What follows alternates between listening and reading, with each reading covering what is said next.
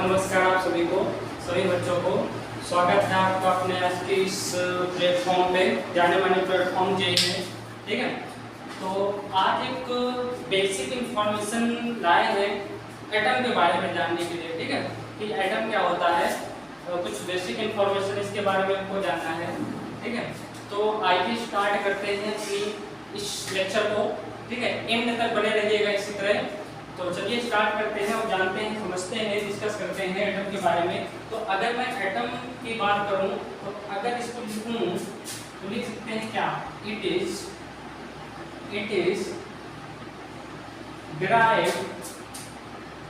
derived from the Greek word, it is derived from the Greek word, कौन सा, atomos, which means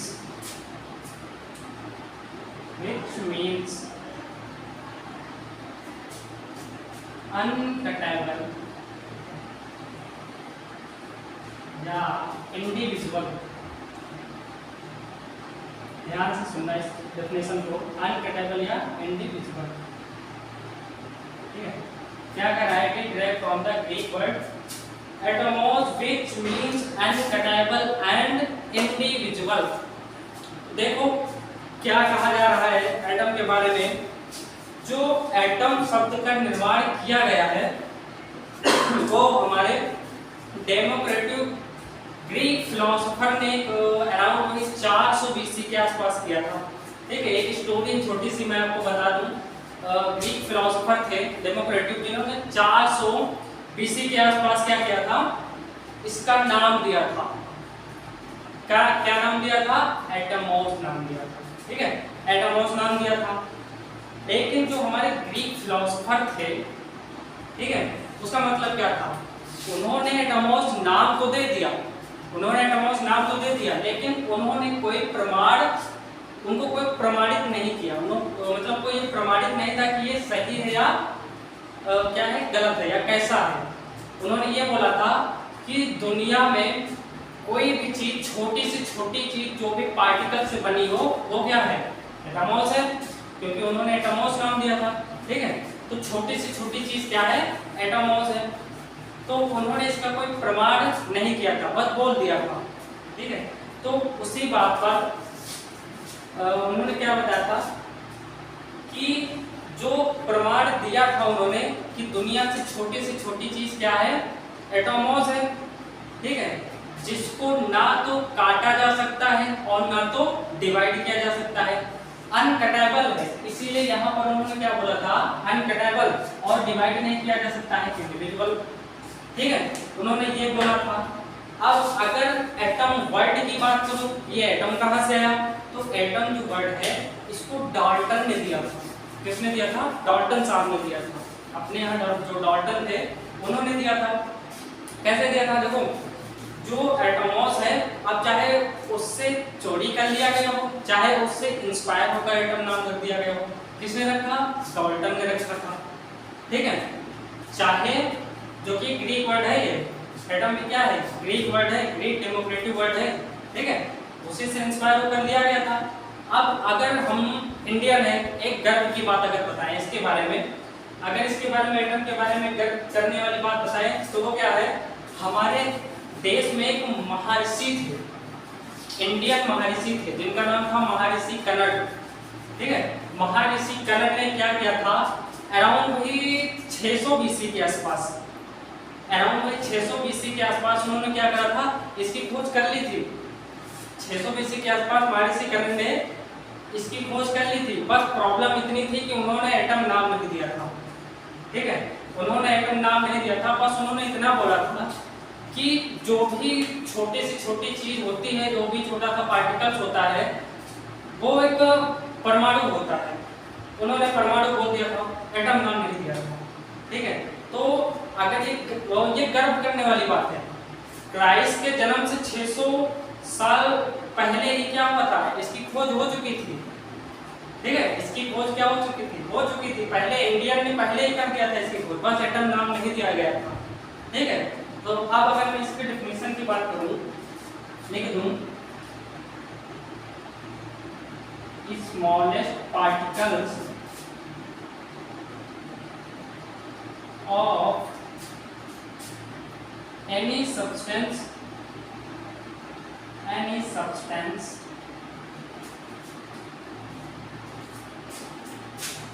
may or may be not capable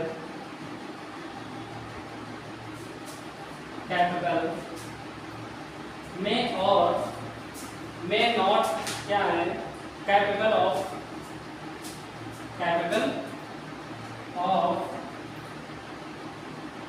free excitants। अब यहाँ पर देखो क्या कहा गया है, फ्री एक्साइटेंस का मतलब क्या होता है। अब यहाँ पर ध्यान से सुनना, फ्री एक्साइटेंस का मतलब क्या होता है। यहाँ पर कहा गया है कि जो एटम होता है वो फ्री भी हो सकता है, फ्री भी रह सकता है और कंबाइन भी रह सकता है। ठीक है, एटम क्या है, फ्री भी रह सकता है और कंबाइन भी रह सकता है। अब अगर मैं इसके एग्जांपल की बात करूं, फॉर एग्जांपल हीलियम अलग है ना, सारे एटम क्या है, अलग है। कंबाइन करने वाले की बात करूं, H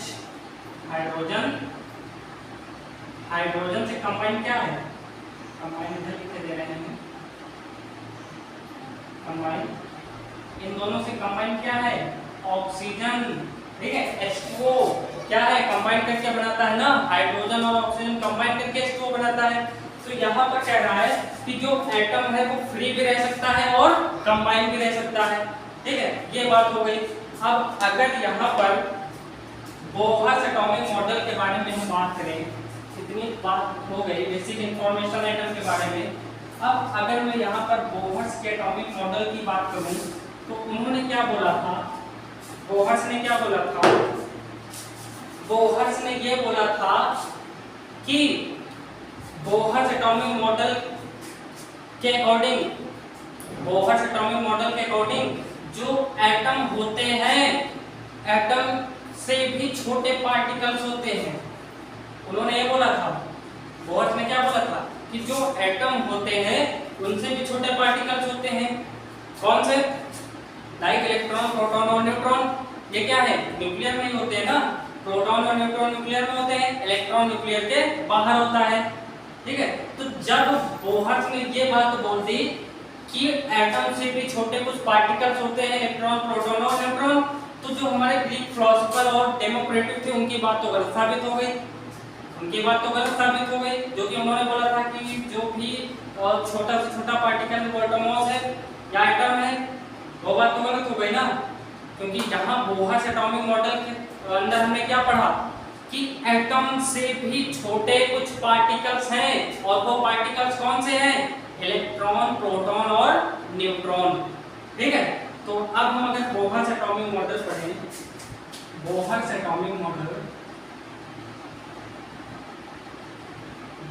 एटॉमिक मॉडल की बात करें तो देखो एक न्यूक्लियस होता है। ठीक है, इसमें इलेक्ट्रॉन ऑर्बिट्स होते हैं, क्लियर। और जो न्यूक्लियस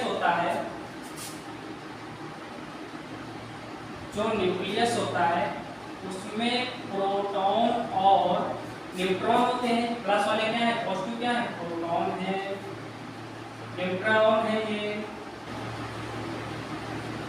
न्यूट्रॉन हो गए। और इसके ऑर्बिट्स में क्या होते हैं, इलेक्ट्रॉन चक्कर लगाते हैं। ये क्या है, ऑर्बिट है, ये क्या है, इलेक्ट्रॉन है। ठीक है, तो देखो ये न्यूक्लियस है, न्यूक्लियस मतलब मान लो ये कोई एटम है और ये एटम का क्या है, न्यूक्लियस है। और न्यूक्लियस में भी छोटे से छोटे पार्टिकल्स हैं, कौन कौन से, प्रोटॉन और न्यूट्रॉन। क्लियर, तो यहाँ पर ये बात तो जस्टिफाई हो गई ऐसा कि एटम से भी छोटे कुछ पार्टिकल्स होते हैं, कौन से, इलेक्ट्रॉन, प्रोटॉन और न्यूट्रॉन। ठीक है, अब आगे देखो क्या कह रहा है, जो प्रोटॉन होते हैं हमारे,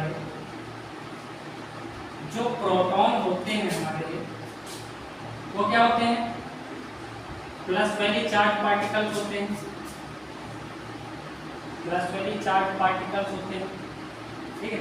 और जो न्यूट्रॉन होते हैं वो क्या होते हैं, न्यूट्रल होते हैं, न्यूट्रल चार्ज होता है उनको। और जो इलेक्ट्रॉन होते हैं वो नेगेटिव चार्ज पार्टिकल होते हैं, नेगेटिव चार्ज पार्टिकल होते हैं, ठीक है, जिसको एक्स्ट्रा न्यूक्लियस पार्ट भी कहा जाता है। इसको इलेक्ट्रॉन को क्या, एक्स्ट्रा न्यूक्लियस पार्ट। क्यों कहा जाता है, क्योंकि जो इलेक्ट्रॉन है वो न्यूक्लियस से बाहर है, जो इलेक्ट्रॉन है वो न्यूक्लियस से बाहर है, और जो प्रोटॉन और न्यूट्रॉन है वो कहाँ है, न्यूक्लियस में। जो प्रोटॉन और न्यूट्रॉन है वो कहाँ है, न्यूक्लियस में, और जो इलेक्ट्रॉन है वो क्या कहाँ है, न्यूक्लियस से बाहर। इसीलिए उसको क्या कहा जाता है, एक्स्ट्रा न्यूक्लियस पार्ट।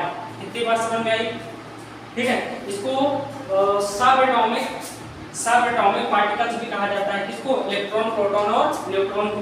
अब इसके अगर मास और चार्ज की बात कर ले, इतनी बात समझ में आई, इतनी बात समझ में आ गई होगी कि जो ग्रीक फिलोसोफर डेमोक्रेटस थे उन्होंने क्या बोला था, वही 400 ईस्वी के आसपास, कि जो दुनिया का सबसे छोटा पार्टिकल्स होता है वो एटम होता है, ठीक है, एटम होता है। लेकिन जब ये बोहर एटॉमिक मॉडल आया तो इससे हमको ये पता चला कि एटम से भी छोटे कुछ पार्टिकल्स होते हैं जिनको इलेक्ट्रॉन, प्रोटॉन और न्यूट्रॉन कहा गया। एटम में क्या होता है, न्यूक्लियस, और न्यूक्लियस में प्रोटॉन और न्यूट्रॉन होते हैं भाई साहब, तो सबसे छोटे वो हुए ना, ठीक है। अब आगे चलिए, अब अगर इसके मास और चार्ज की बात कर लें, इसके कुछ मास और चार्ज की बात कर लें, इसके कुछ मास और चार्ज की बात कर लें। सब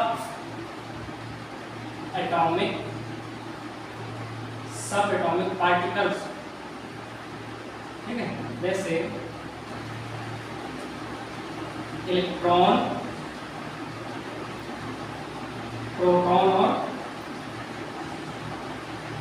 न्यूट्रॉन की बात करूं, ये मास हो गया और ये चार्ज हो गया। अब अगर मैं इलेक्ट्रॉन के मास की बात करूं तो 9.1 × 10⁻31 kg होता है, और प्रोटॉन के मास की बात करूं 1.67 × 10⁻27 kg होता है। सेम इसका भी होता है, ठीक है। अब इलेक्ट्रॉन में क्या होता है, नेगेटिव चार्ज होता है, ठीक है। प्रोटॉन में क्या होता है, प्लस चार्ज होता है। इसमें क्या होता है, न्यूट्रल होता है, ठीक है। क्या होता है, न्यूट्रल होता है। ये एक टेबल है छोटी सी, इसको याद रखो, ये बहुत इंपॉर्टेंट है, ये पता होना चाहिए, इतनी बात आपको पता होनी चाहिए, ठीक है। अब यहाँ पर अगर मैं बात करूँ तो जो न्यूट्रॉन होता है सॉरी, जो न्यूट्रॉन होता है उसका मास प्रोटॉन और इलेक्ट्रॉन से ज्यादा होता है, ठीक है। जो न्यूट्रॉन होता है इसका मास प्रोटॉन और इलेक्ट्रॉन से ज्यादा होता है। अब अगर मैं बात करूं कि ज्यादा क्यों होता है, ठीक है, तो इसका भी क्या है, रीजन है। क्या रीजन है, जो न्यूट्रॉन और प्रोटॉन होते हैं वो फर्दर पार्टिकल से बने होते हैं, ठीक है। जो न्यूट्रॉन और प्रोटॉन होते हैं वो फर्दर पार्टिकल से बने होते हैं। यहाँ पर हम बात एटम की कर रहे हैं, तो जो एटम होता है वो इलेक्ट्रॉन, प्रोटॉन और न्यूट्रॉन से बना होता है। तो यहाँ पर जो प्रोटॉन और न्यूट्रॉन है, तो प्रोटॉन में क्या होता है कि 2 अप क्वार्ट होता है और 2 डाउन क्वार्ट होता है। इसमें प्रोटॉन में 2 अप क्वार्ट और 2 डाउन क्वार्ट होता है, और जो न्यूट्रॉन होता है उसमें 2 अप क्वार्ट और 1 डाउन क्वार्ट होता है, जिसकी वजह से प्रोटॉन और इलेक्ट्रॉन से ज्यादा मास होता है किसका, न्यूट्रॉन का, ठीक है। इतनी बात समझ में आ गई। अब आगे चले एटॉमिक नंबर पे। एटॉमिक नंबर क्या होता है इसको नोट कर लेना, बहुत बेसिक इंफॉर्मेशन है, ठीक है, बहुत बेसिक इंफॉर्मेशन है। 11th 10th के लिए भी या 9th के लिए भी बेसिक इंफॉर्मेशन बता दिया है। अब अगर मैं एटॉमिक नंबर की बात करूं, एटॉमिक नंबर क्या होता है, जिसको Z से लिखते हैं, एटॉमिक नंबर क्या होता है। अब अगर मैं बात करूं, it is the number of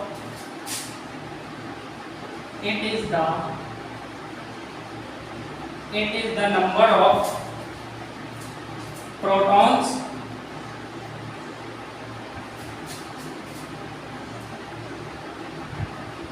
present in the nucleus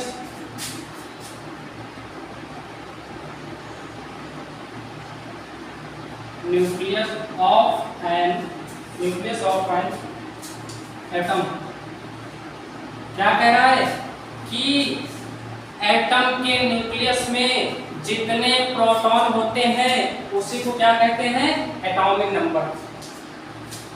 atom के न्यूक्लियस में जितने प्रोटॉन होते हैं उसी को क्या कहते हैं, एटॉमिक नंबर कहते हैं। इतनी बात समझ में आई। ये केस 1 ले लो, इसको क्या बोलते हैं, केस 1। अब अगर मैं केस 2 की बात करूं, तो केस 2 में क्या कह रहा है कि एटम इज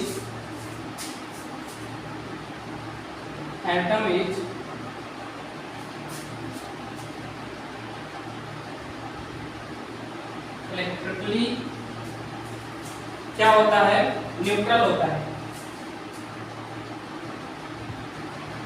इलेक्ट्रिकली न्यूट्रल होता है। क्यों होता है, क्योंकि उस पर कोई चार्ज नहीं लगता है। ठीक है, टोटल क्या होता है, इलेक्ट्रिकली न्यूट्रल होता है। क्यों, क्योंकि उस पर कोई चार्ज नहीं लगता है। अब उस पर कोई चार्ज क्यों नहीं लगता है, क्योंकि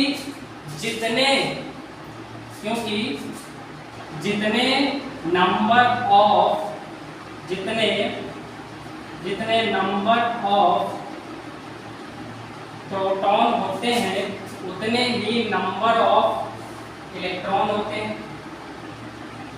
ठीक है, जितने नंबर ऑफ प्रोटॉन होते हैं उतने ही नंबर ऑफ इलेक्ट्रॉन होते हैं। मतलब जितना पॉजिटिव चार्ज होता है उतना ही नेगेटिव चार्ज होता है, जिसकी वजह से क्या होता है कि एटम इलेक्ट्रिकली न्यूट्रल होता है। ठीक है, ठीक है, जितने प्लस वाले चार्ज होते हैं उतना ही माइनस चार्ज होता है, जिसकी वजह से एटम क्या होता है, इलेक्ट्रिकली न्यूट्रल होता है। बस ये एटम के बारे में कुछ बेसिक इंफॉर्मेशन थी जिसके बारे में हमको जानना था। ठीक है, तो कल फिर मिलेंगे एक नए लेक्चर के साथ। तब तक के लिए एटम को रिवीजन करिए और हमको धन्यवाद। फिर मिलेंगे कल एक नए लेक्चर के साथ। तब तक ओके बाय।